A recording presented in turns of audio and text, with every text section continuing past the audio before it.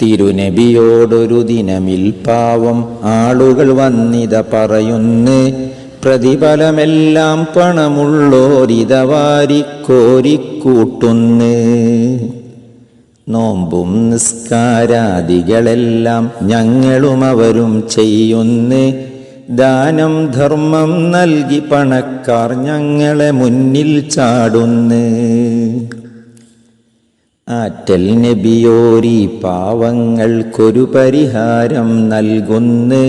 ഫർദ് നമാസിനു പിറകെ പറയാനായൊരു ദിക്റും നൽകുന്നു. സുബ്ഹാനല്ലാഹ്, അൽഹംദുലില്ലാഹ്, അല്ലാഹു അക്ബർ ചൊല്ലുന്നു.